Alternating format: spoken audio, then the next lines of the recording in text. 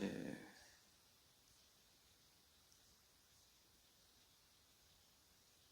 사대 교회에 편지한다라는 말씀을 하고 있습니다. 사대 교회, 사대 교회는 그 사대라고 하는 지역은 그때 당시에 경제적으로 부유했던 것 같습니다. 경제적으로 부유하면 어떤 일들이 일어날까요? 오늘날로 말하면 유흥업소들도 많이 생겼을 것이고 좀 사치스러운 그러한 지역이라고 보시면 될 것입니다. 이 부유하다고 다 좋은 건 아닌 것 같아요. 사람들이 힘들고 어려우면 하나님 경제적으로나 부유하게 해달라고 기도하지 않습니까? 부유하게 되면 옛말에 그렇지 않아요. 등이 따뜻하면 새벽에도 일어나고 싶지 않은, 춥고 배고프면 잠도 잘 안 오고, 그러면 하나님 앞에 나와 기도라도 해야 되겠다, 그런 생각을 하게 되는데, 이제 먹고 살만하고 힘쓰지 않아도 사는데 지장이 없고 경제적인 여유가 있으면 주일날도 낚시하러 가고 싶고 여행하고 싶고, 그런 유혹들이 있습니다. 아무리 힘들고 어려워도 또 부유해도 신앙만은 변함이 없어야 되는데, 구약 성경에 보면 사사시대에 보면 어떻습니까? 부유하고 그러면 오히려 하나님께 감사하고 하나님도 잘 섬겨야 되는데, 그럴 때 하나님을 멀리하고 우상을 숭배하고 그러지 않습니까? 그래서 하나님께서 그를 보시고 진노하시면 또 다른 나라를 통해서 징계하시고 그러면, 그때는 다른 나라에 또 조공도 바쳐야 되고 농사를 져도 다 착취를 당하고, 그러면 그때는 우상에게 가는 것이 아니라 하나님께 가서 하나님, 우리를 긍휼히 여기시옵소서, 우리를 긍휼히 여기시고 구원해 주실 분은 오직 하나님밖에는 안 계십니다. 하나님께 회개하고 기도하면 또 하나님께서 긍휼히 여기시고 은혜를 베풀어 주시고 또 부유하게 하시고, 또 부유하게 하면 하나님을 멀리하고 우상 숭배하고, 참 이 사사시대에 보면은 마치 다람쥐 쳇바퀴 돌듯이 그런 모습을 보게 됩니다. 우리나라는 그렇지 않았으면 좋겠는데, 힘들고 어려울 때 하나님 앞에 산에 가서도 부르짖어 기도하고 성전에 가서도 기도하고, 부흥회하면 그 은혜 받고자 정말 솥단지 싸가지고 가서 불 떼서 밥해 먹으면서 며칠 동안 이웃교회 가서 집회 참석하고 사모했던 그런 교회가 한국교회입니다. 영적으로나 또 경제적으로나 하나님 부유하게 해주셨어요. 정말 놀라운 변화가 일어났어요. 그런데 오늘날 어땠을까? 저는 사대교회를 보면서 우리 교회가, 한국교회가 사대교회를 닮아간 건 아닐까, 그런 생각을 조심스럽게 해보게 됩니다. 경제적으로는 부유한데 영적으로 말하면 성령이 떠난 교회, 성령의 역사가 별로 일어나지 않는 교회. 우리나라의 경우 기독교인들이 무속인을 찾아가고 점쟁이들을 찾아가고 점치고 이런 사람들이 10몇 프로인가 봐 됩니다. 14%인가.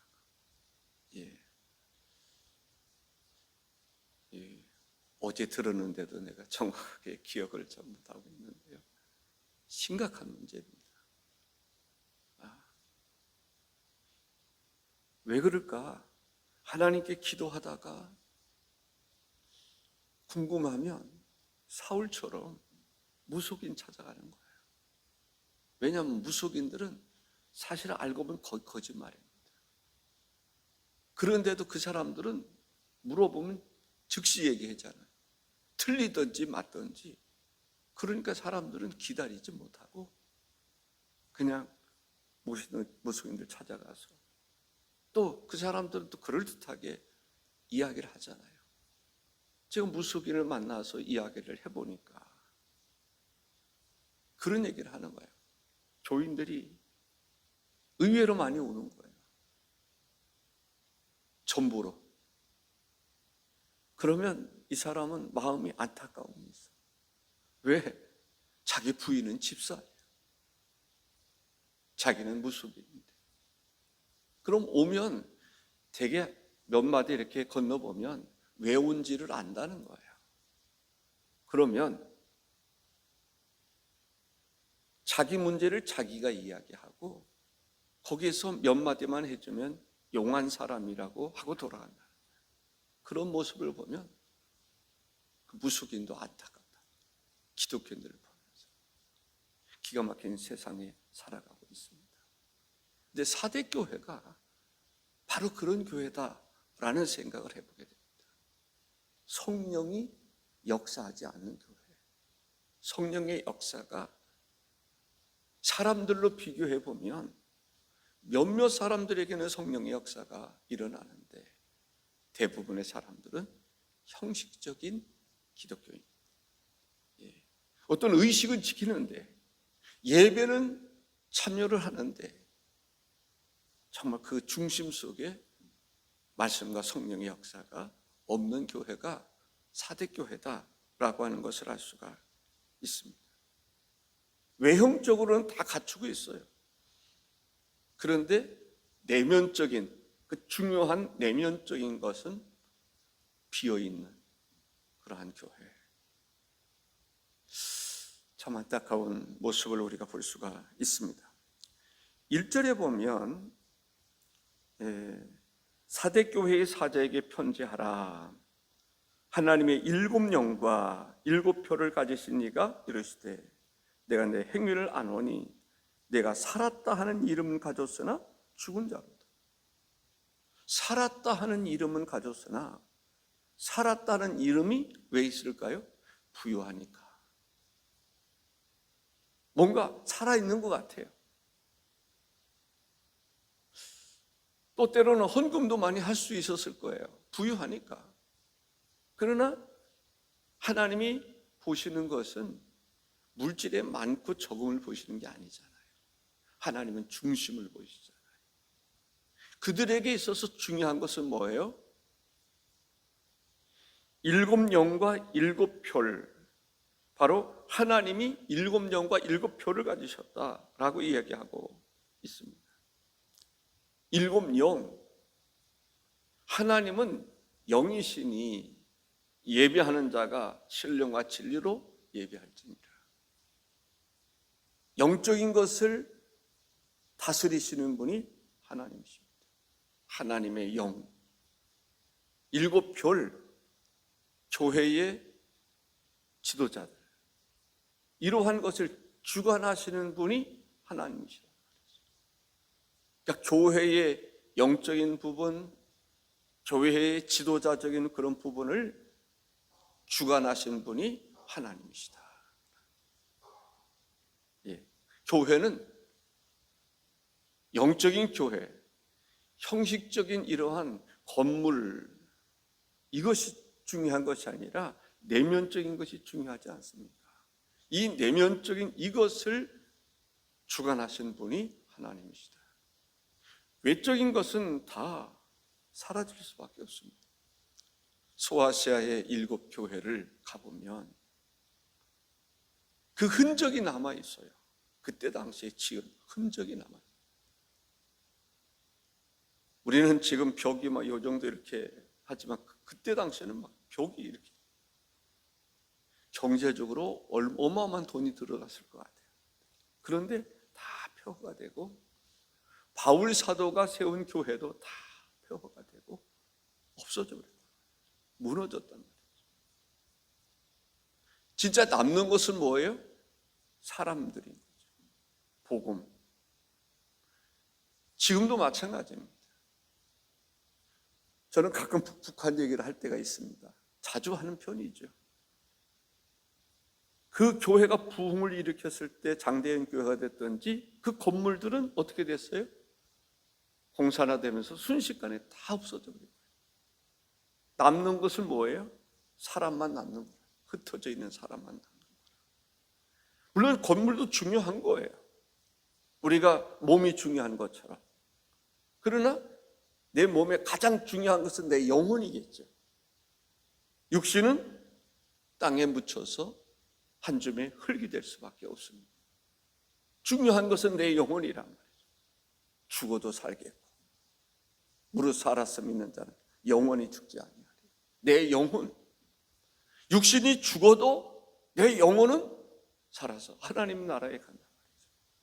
영혼이 중요한 것처럼 교회는 건물이 중요한 것이 아니라, 건물 그런 것도 필요하지만은 영혼을 담고 있을 때는 몸이 필요한 거죠. 건강한 것도 중요하고. 예. 병든 사람보다는 건강해 좀 좋겠죠.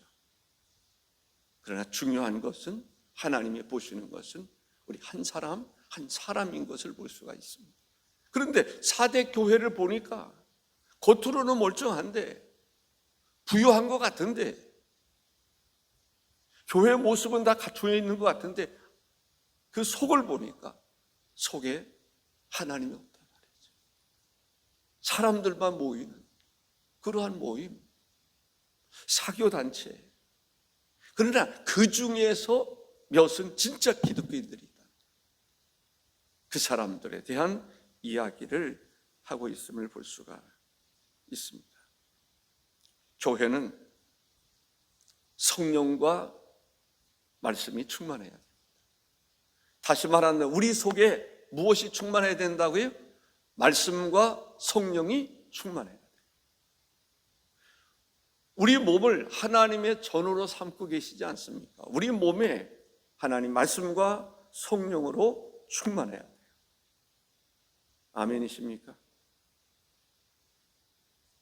그런데 말씀과 성령이 충만한 것은 물론 한순간에도 될 수 있어요. 그러나 일반적으로는 한순간에 이루어지지 않아요. 말씀과 성령은 우리의 삶을 통해서, 지속적인 삶을 통해서 이루어지는 것을 볼 수가 있습니다. 우리가 기도해야 될 것은 우리 심령 속에 하나님의 말씀과 성령으로 충만해야 된다. 아멘. 말씀과 성령으로 충만하자. 따라해 볼까요? 말씀과 성령으로 충만하자. 사모함이 있어야 돼요.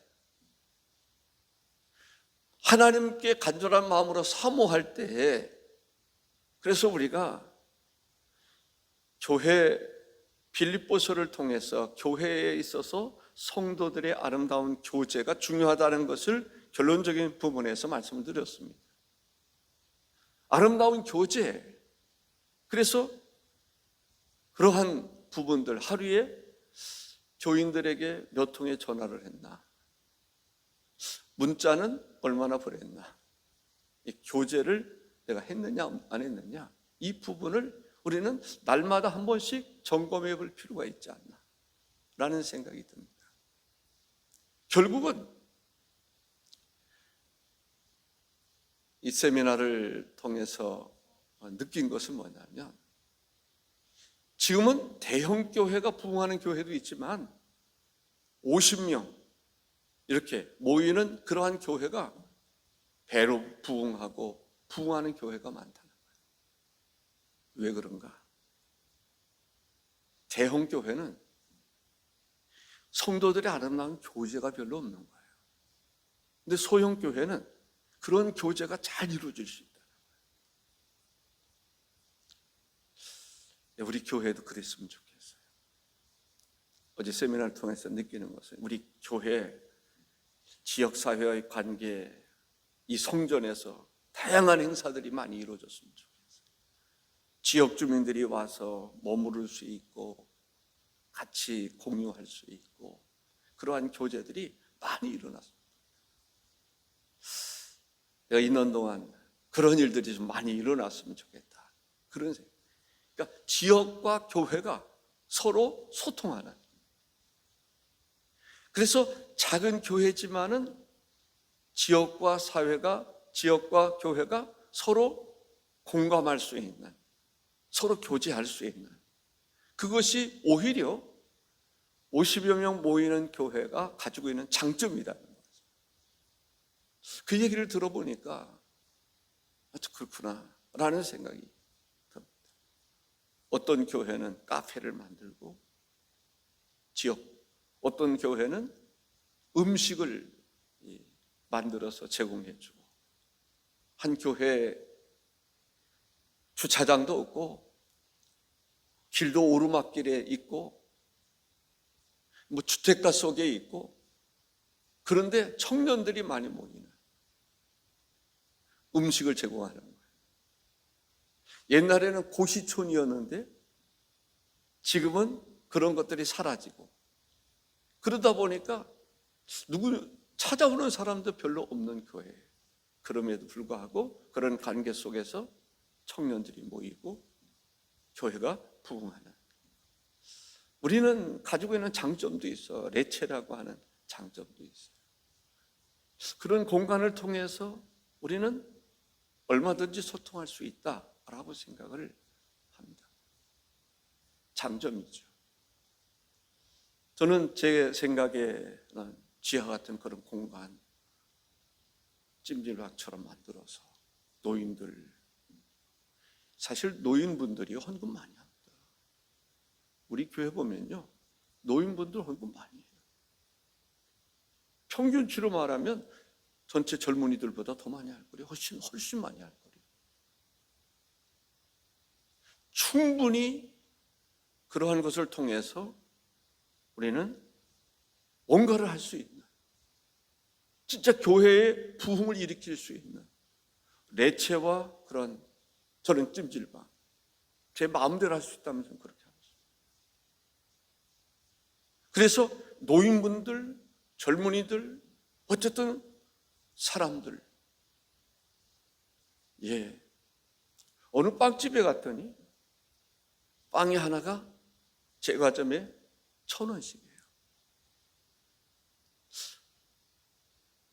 와서 그런 어떤 모임들, 그러한 사업들, 뭔가를 충분히 할 수 있지 않겠나. 우리 교회와 같은 이러한 시설을 가지고 있는, 장점을 가지고 있는 교회가 많지 않습니다. 얼마든지 할 수 있는 그러한 것을 저는 개인적으로 느끼게 됩니다. 같이 움직이면 뭔가를 할 수 있는데, 사대교회는 돈이 많아서 좀 부유해서 이러한 여러 가지 부유함을 영적인 복으로 생각하는 거죠. 그러나 그렇지 않다라는 거죠. 부유함과 영적인 것은 다르다라는 거죠. 기준이 다르다는 거예요. 정말 우리 마음속에 살아있는 그러한 역동적인 성령의 역사가 필요하다라는 생각을 해보게 됩니다. 또 교를 주관하시는 분이 하나님이십니다. 그래서 우리가 목회자, 하나님의 성령에 의해서 정말 이 영적으로 말하면 암흑기라고 할 수 있는 이러한 시기 속에서 탁월하게 교회를 이끌어갈 수 있는 그런 지도자가 필요하다라는 거죠. 근데 그런 지도자만 있으면 안 돼요. 협력자가 필요하단 말이죠. 모세에게 있어서 협력자가 필요했던 거죠. 늘 불평하고 반역하고 거부하고 그랬던 그런 모습, 그러한 사람들은 약속의 땅에 들어가지 못하는 거예요. 자기도 들어가지 못하고 다른 사람도 들어가지 못하게 하는. 그러나 그 중에서 여호수아와 갈렙 같은 사람은 어떻습니까? 정말 모세에게 있어서 가장 협력자였고 앞서서 행하는 사람들이었음을 보게 됩니다. 사대교회에 바로 놀라운 것은 4절에 보면 그러나 사대에 그 옷을 더럽히지 아니한 자 몇 명이 내게 있어 흰 옷을 입고 나와 함께 다니리니 그들은 합당한 자인 연고라 했습니다. 사대교회에 어떻습니까? 그 옷을 더럽히지 아니한 자라고 얘기해요. 옷을 더럽히지 아니했다. 저는 이 보혈의 피라고 하는 생각을 갖게 됩니다. 우리는 수없이 더럽혀졌던 사람들이에요.